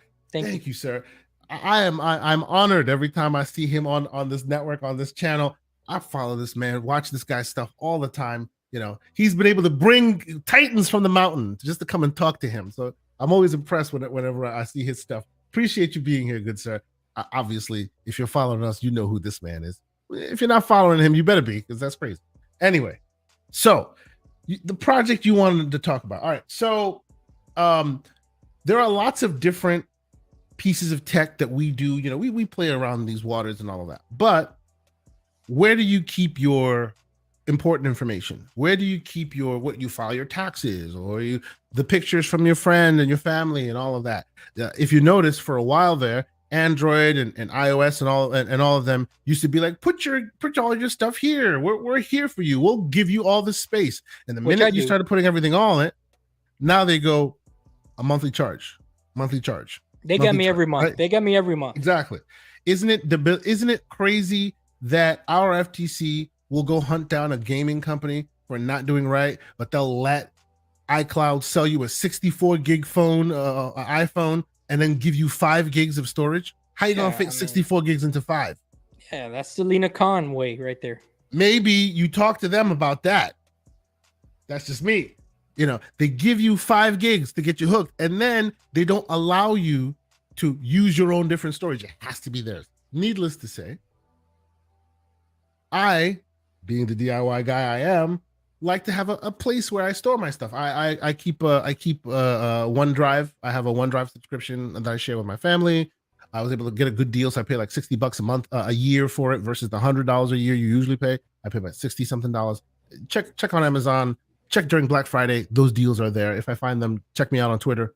I'll make sure I share them. And just to understand, a year, right? Because you said a month. It's a year. It's a year. Yeah. And for that, you get a terabyte of storage for each member of your family, up to 5, right? Mm-hmm. And you can keep that on your phone, back up your phone calls, keep pictures, back up a bunch of stuff there. Obviously, if you're on iPhone, you have to open the app because they won't let you do it natively in the background because they only want to be the ones that let you. Exactly. That's a whole different situation. But here's the solution that I want to talk about. And of course, Floodzilla, I love when the community's on the same page. He's like, you can always build your own server. Yes, sir. And that is what I am here to talk to y'all about. Now, I won't share my current server because I have an old Synology hack. Now, those who don't know what Synology is, it's basically a piece of software / a hardware company that sells you, in my humble opinion, old crappy hardware for a super expensive price, because then they give you a bunch of hard drive space that you can put all your stuff on. Your taxes, your phone, your pictures, all that stuff, right? And they have it on what they call rated drives. What are rated drives? Rated drives are hard drives that you spread the data across all over the place, right? And that way, when you lose one of the drives, the other drives kind of make up for it, right? Gotcha. And you can put another drive in place, and all your data still is there. It's kind of like a blanket, like a safety blanket. Exactly, right? And of course, man, we need to talk to Floodzilla more. FreeNAS, absolutely, sir. But it's no longer me up called things FreeNAS. I never heard before. Yes, I used to use FreeNAS for years, and it actually helped me learn Linux a little bit because you don't need to know Linux, but it helps because you can do very interesting things with it. FreeNAS is now called TrueNAS. They changed the name recently. And what is FreeNAS? FreeNAS is basically it's made for home servers. Like it's made for, it's a server, but it's at home, and I'll get into what that means. But for what it's for is you have a piece of hardware, you put it in a corner somewhere, you connect it to the network. It runs headless, which means you don't have a keyboard or a mouse or monitor connected. You just hit the button, it's on, it's running. It has an IP address on your network, and that's where all your stuff can live. That's where you can put stuff. That's where you can pull stuff from. It itself does a lot of very, very interesting things, right? Okay, and I'm sorry to interrupt, but no, please, because I'm like taking mental notes here, right? So yeah, I'm going to start sharing what I want to say. Let's say that I was to buy myself one of those mini PCs that we see on Amazon, right? That, you know, they're not the fastest thing. I mean, it's gonna just have an SSD. It's for web browsing, whatever the case may be. Would that type of device be ideal for something like this, or I need something more powerful? So it's up to what your use case is. It's up to what you want to do, right? And Floodzilla knows what I'm talking about. This is what has become FreeNAS. It's now called TrueNAS, and they have two versions of it. They have the scaled version, the core version. It's kind of funny. This is literally my bread and butter, what I do for work. They have the core version, which is fine. The enterprise and the scale version go to HCI, which is hyper-converged systems. That's what I deal with, but that's a whole different beast. We'll leave that one alone. That's more intermediate to expert. But we'll stick with the core. Stick. Right? Don't get too advanced for me now. We'll stick with the core. We'll stick with the core. But basically, what this will all do is, and I know it can get a little technical, and I'm not going to get so deep into the technical details of it, but I will say that, for example, on my home server, right, I have a place where I have stored all the memories, my childhood, my kids' photos, all basically indexed by date, month, year, where it was located, just like you would on the iPhone, but it does that obviously in the software, right? How I set this up is the reason why you'd want to set this up the way I've set it up is if you're a tech guy like me, you've had hard drives or you've had pieces of computers lying around for a while now. This runs on anything and everything. Basically, the whole operating system runs on a USB stick, runs from a USB stick. Plug it in the back. So every drive in your machine, which can be any drive you want, any PC combination you want, can be dedicated to this purpose. All hard drives, right? I have an 18 terabyte drive sitting underneath my desk as we speak right now. Yeah. And it's got just drive after drive after drive after drive, right? And reason it runs this software. Right. And the reason why this first let me level set a little bit again to say how dated why the storage is so important for my use case, okay? And what the project entails. Okay, so my use case is obviously with emulation. We know that we need somewhere to store our ROMs that we burn, or ROMs that we get from our own devices, stuff like that. When you burn when we burn our Blu-ray disc, all that stuff, we need somewhere to store this stuff, right? Second use case is that I have a bunch of Blu-rays and 4K Blu-rays that I want to rip as well, so that I don't have to change the disc and be in a world where I have to do that. I just want to know that my library is stored somewhere and I can stream. My daughter wants to watch The Little Mermaid. I can just stream it to the bedroom or whatever the case may be. That's kind of like the project and kind of like what we're talking about here. So let me share with you some of the project, some of how mine it works today. Now, by the way, the reason why this is a project is because mine runs off of very old hardware that's end of life. And I've been looking for an excuse or looking for proper new software to switch to. And they just did it, right? And now Floodzilla is just showing off. Come on, we'll get there, sir. Calm down. We'll get there. He's getting there. He's laying the foundation. He's putting the cart before the horse. Relax, sir. We'll get there. Floodzilla, look, man, he has a flux capacitor. He's been to the future. Yeah, you know, he knows what I'm talking about. This man is a kindred spirit. I appreciate you. Hey, Flood, let me tell you a favor. Put in the chat there what Kay's gonna say about GeForce Now next week, because I think that he's gonna be praising it come next week. So let me quickly tell you what this will do, right? So for my setup currently, and I'm gonna upgrade to the True NAS as well. I'm gonna set up a new system for that. I haven't done that yet, but I will, right? See, Floodzilla knows what it is, native or nothing. You know what it is. Anyway, so I'm gonna set it up. But right now I have an older version of this. And what does this do for me?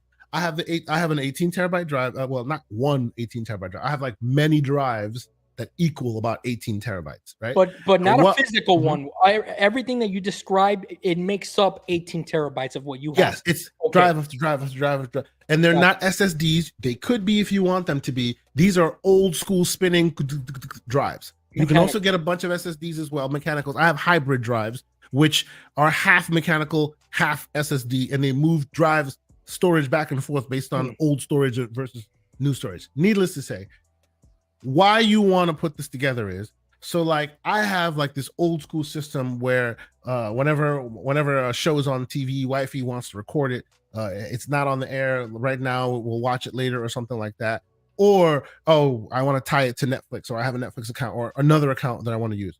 This aggregates all of that into a single place, right? Now you're talking. If I have my DVDs burned, I have a bunch of, if you could see into this collection, it's a bunch of old Blu-rays, a bunch of Xbox 360 games, I see Wii games, bunch of games, all this stuff.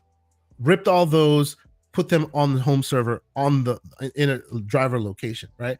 And then once you have that driver location with this running, you can run software on it that can do things for you, or you can just access it whenever you need to access it. So what I mean by run software for you, let's say I have a location where every Tuesday when a show comes out, right, it records it to that hard drive location. I have like what do you call it? Those DVRs, right?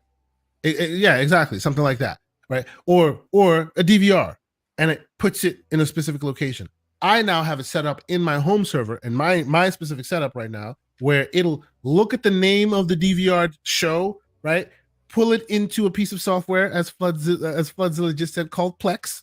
And what will it do? It'll put your cover on there. It'll put your theme music in the background, who was in the movie, all this, the show. So literally, it's your own personal Netflix, if you will. Sounds wonderful. That's exactly what I'm looking for. Movies, TV shows, all your old stuff, you can aggregate them all there. You can have sections for games. You can have sections for your music collection.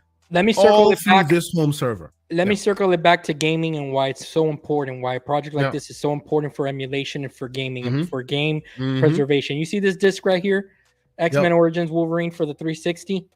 Yeah. This disc right here doesn't work anymore. It's scratched up. Luckily for me, I was able to rip it before it got scratched up and it didn't work anymore. So I have it stored. So lucky for me, I was able to do that. But that's why projects like this are so important for game preservation.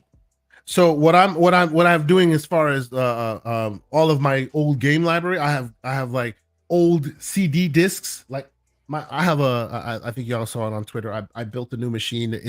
That's basically inside of what can only be described as a fish tank, and the fish tank has no room for any input drives. There's no CD-ROM drive and Blu-ray drive in this thing. Of course not. Nobody does that anymore, right? So whenever I need to do some emulation on here, I want to do some PS3, it's all on my home server, right? All I got to do is connect to the home server. I see Floodzilla, man. We got to get you on the show. The man knows what he's talking about. DDNS. What is DDNS? It's a service that you can use. Like I have one. I won't tell you the name of it because then you can log into my server from anywhere in the world. You can tell me, but not with anybody. I'll tell you later. Yeah, not with anybody here, but you can tell me.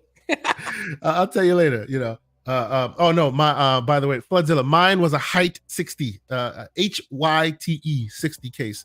Look it up. It's basically a fish tank. It's a big three-sided fish tank. It's pretty cool. Let me tell you the problem that I have right mhm. now that you're kind of freaking me out here, and I got to Okay. get this done like soon 60. because this is the problem.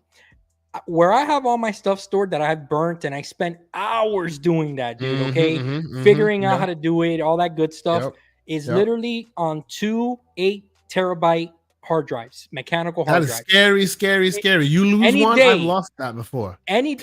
Or it falls, and I'm done. Okay, that's all it takes. So I'll tell you this.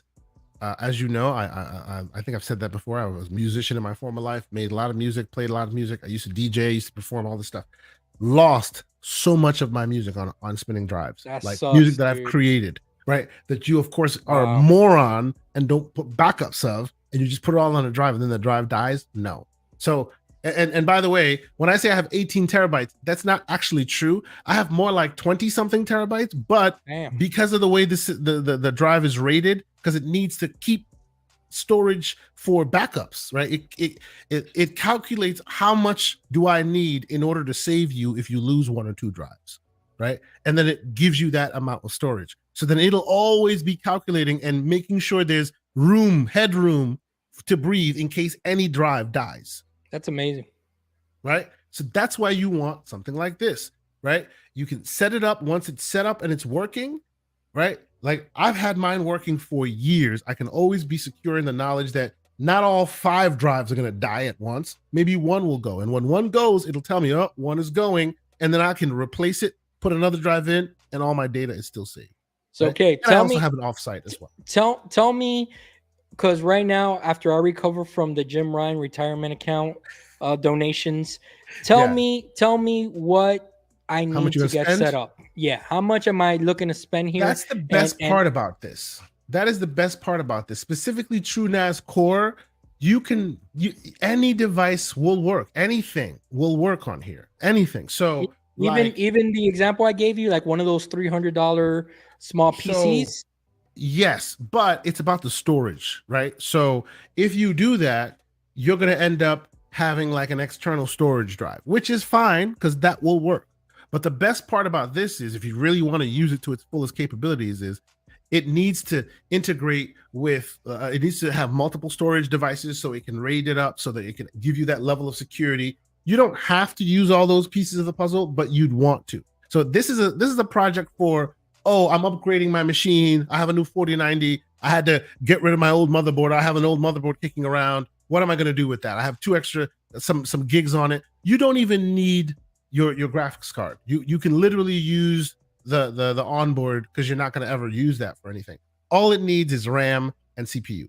That's all it needs. Nice. The more RAM, the more CPU, the better you can run it. Now, why would you need CPU? You'd need CPU because let's say you want to run your Blu-ray that you ripped from your Blu-ray collection, right?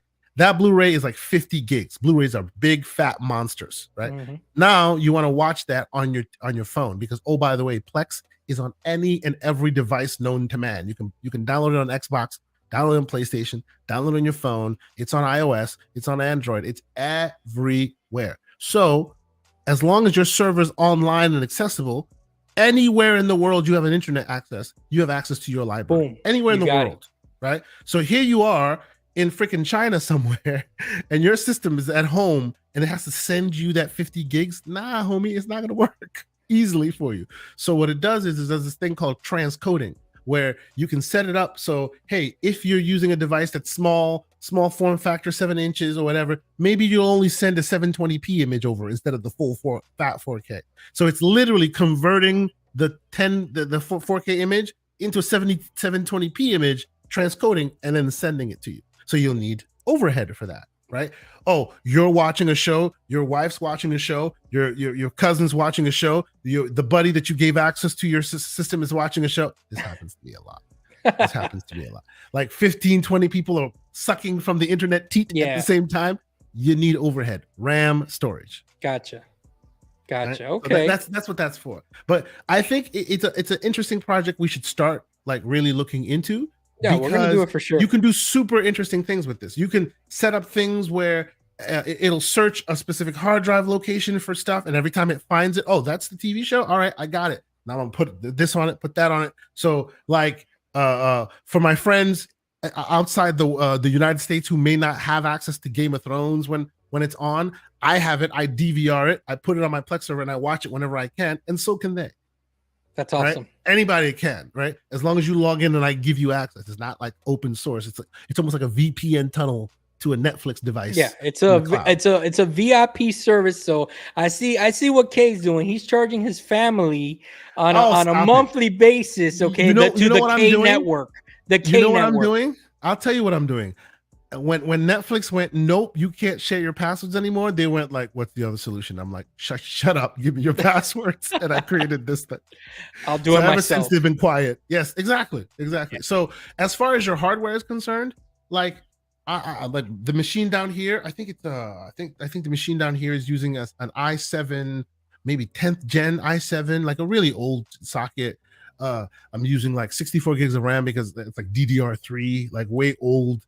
You know, I took off my 1080 card that was on there and sold it, and now it's just using the graphics that are on the Intel. Right? It's barely used. The thing is dusty as hell, but at any moment's notice, I have access to all 18 of my terabytes.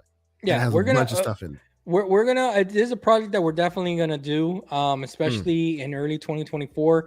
I'll build a little something. A nice little maybe something with an Intel card. You know, we'll give Intel some love so that I can kind of see how they're doing. Shaman's interested. He's got some PC parts hanging around, brother. When we start this process, we'll go through it with you. Chat us up in the DMs. You know, find us. We'll go through the pieces of the puzzle. Maybe I'll set up some video and show folks how to get it done. The fun part is the configuring, because you have to set up. That's where your Linux knowledge gets into play. Only a little bit. Right? Only a little bit, and there's a lot of guides that can help you through it. You set up permissions and all of that. You know, once you have all that set up, then you set up these scripts that'll say, "Hey, look for this. When you find it, do that with it. When you find it, do this with it." And then you just sit back and watch it all. Just kind of you want everybody to see my porn collection. That's what it is, right? Kay, is that because I can put that away, right? I can put that on a private server. I got you. Okay. If you want to use your server for ill, that is between you and your followers, sir. I will not be a party to it. Is there going to be? I mean, if you want to watch the missionary videos of the missionary gamers, okay, that's you can go to that server right there. Kay, it's been a great episode, brother. Thank you for sharing that. That's going to be an awesome project. Guys, thank you so much for tuning in this week again.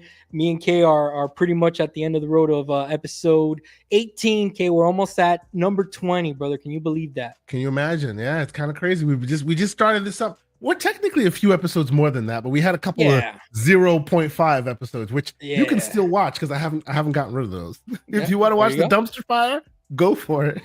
Well, we're not out of the dumpster fire area yet because even last week we're still trying to figure out how to end the show. Okay. No. See that I don't blame me. I actually called tech support on that one because the software we used was just acting up. It was BS. It was absolutely terrible.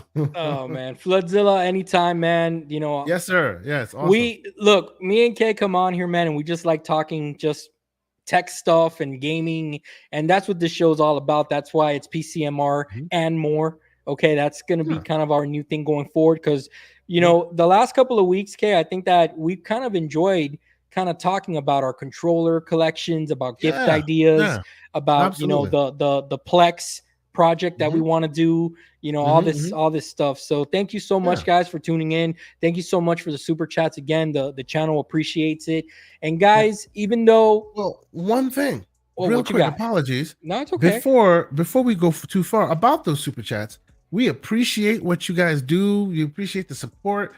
We want to take this channel in a different direction. We want to grow the channel. We want to make sure, you know, on GCP, we spoke to a community. People wanted this, they wanted that. We started putting some graphics in place, started doing this. I'm gonna put it out to the community here, right? You like what we do, you want us to grow a little bit. What do you think would add benefit to the show? We're open to it. You want to start doing maybe some giveaways? We can think about doing that. This is the PC audience. Let me tell you, I got a bunch of codes, ladies and gentlemen. We can give a code away at the end of the show. I mean, I know what they want. They want me to keep giving this away to of course to we the want to see you and spend frivolously. Exactly. You just wanna watch me just burn money, okay, on PS portals and different things. Yes. So, you're doing it so that we don't have to do it. Thank you. We appreciate it. Exactly. So yeah, guys, thank you so much. Okay, next week we are gonna have a good show because you're gonna come back with that GeForce Now knowledge. All right, and I want your feedback. I'm really interested. No, more than anything, I'm excited about the tech, and I want you to experience it firsthand because I think that you're going to be pleasantly surprised. I honestly think so. And more importantly, guys, there's so much to play. Okay, I know that this weekend you want to plug where you're going to be for the rest of the week, and what else your other shows you're going to be on this week. Actually, you know what? This week I'll be sticking. Well, as usual on Wednesdays, you find me with the brothers, with the source. I call him the source, the hardest working man in podcasting, Mr. Boomstick XL. You got to put a one up for Mr. Boomstick. You know why? Because we got to acknowledge him as the one. All right, because he's like Roman Reigns. Yes, the one. He's he's the one. He does it. He's always on point. He's always doing it. And we appreciate him for doing that. I'll be on his show on Wednesdays, and of course Saturday another new episode of GCP. Now this Saturday we have a great new guest that we haven't had him on before. I actually just got confirmation, so I will tell this audience first. We will have Sicka Mechanico himself, nice, Mr. John Clark, one of the co-founders of Xbox Era. He is the Forge Master, as you know him. He's out there putting out amazing Forge maps for Halo. He's going to be on the show. We're going to talk more about, gaming and all that. Maybe talk about some possible butt hurt people about some snubs and all that. All that will be in the mix, so come check us out. Appreciate you being here. We got Grumpy asking a question before we go. So Grumpy, just to let you know, I'm rocking 42-inch OLED from Asus. It's the P. I can send you the model if you want. Just send me a DM on Twitter, and I'll hit you up with the model number. And then the portable one that I was talking about is from a company called Innocen. Okay, it's literally, I'll tell you how to spell it, INNOCN. This thing right now is about $120. And dude, the picture quality on it is excellent if you want that portable OLED experience. So I really highly recommend it. So yeah, man, Grumpy, thanks for always showing up, man. You're a great community member, man. We appreciate you being here every week. So before we go, just to give you an idea of just some of the codes. Yeah, that's page 1 of 29. Let's give away a code, man. Let's give it away. I don't know if anybody's interested though. Yeah, man. These are old. Just pick a game and put it out there. If those codes if a code has been revealed, chances are it's already been taken, right? So Metro Exodus and stuff like that, but that's already been taken. But there are lots of codes in the mix here, like that some folks might be interested in. I don't know. There's Rise of Rome. Oh, it got taken already. Got taken.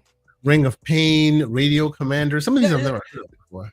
Quantum Break. You're such an Xbox. Come on, Kay. Look at that. You redeemed all the Xbox games, man. Quantum Break. Quantum Break. Well, no. I gonna roam. I think at some point I let someone access to it, and they went and took all the ones that they liked, which happened to be Sunset Overdrive. Which happens to be those. Hey, there you here's go. the System Shock Enhanced Edition. If anybody's interested in that, there you go. Let's copy that. Yep. Copy, and I will put it in the chat. This is a Steam game. I'm sure anybody wants it. That's early. That's early Bungie right there, right? Yeah. No. That's not early Bungie. That was Shock Bungie. No. Who is that? It's a different developer. I forget his name. Oh my god. That's not. I could have sworn that was. Oh no. Marathon is Bungie. Oh, there you go. Marathon. My bad. Marathon was early. So Bungie. Am I thinking of? Oh, I can't get this wrong now. Hold on. Am I thinking of BioShock? You're thinking, well, that's also not early Bungie, but it's in that. It's in that. Yeah, it's in that vein. Okay. Yes. Anybody interested in War Groove? I hear that's an amazing game. West of Dead. West of Dead is that awesome. West Here we of go. Dead is pretty good, man. West of Dead is awesome. Here you go. Copy. Hopefully somebody else gets this one as well before we get out of here. I'll throw some codes in the chat. Oh, so Flood, I think somebody took Dead. Sunset Overdrive, brother. Yeah, unfortunately, Sunset Overdrive is gone. You could try them if you see them and you want to pause and you want to see if it works. If it works, you got it. But I think if it's been revealed, chances are it's already gotten. As you can see, there's VR games in the mix. I think what Floodzilla wants is that username and password to your server. I think that's what he wants. All right. That's a different conversation, good sir. Broken Age. Oh, there's your BioShock Remastered. Baba Is You, amazing game. If people haven't played that before, Age of Wonder. Like, I have a bunch of games. So holla at me if you want some games. But I think we're at the end of it, are we not? Endless Space, Football Manager. FTL is so underrated. I don't know if you've ever played FTL before. It's amazing. No, I haven't. FTL is amazing. So more importantly, guys, like we started with the show, even though that there's drama out there with the Game Awards and all that, guys, enjoy what has been the best year of gaming, hands down, from devices to games to just as where we're at as an industry and as a community. Let's enjoy it, guys. Let's embrace the goodness that we have. I know sometimes, it's good to talk about the drama, and I like to engage in it too, but let's also appreciate the good that we have, guys. And that's the message I want to leave everybody with. Kay, you wanna tell everybody your final words before we go? Well, my final word is I just put Kerbal Space Program in the chat. If you get it, it's yours. Till next week. Peace.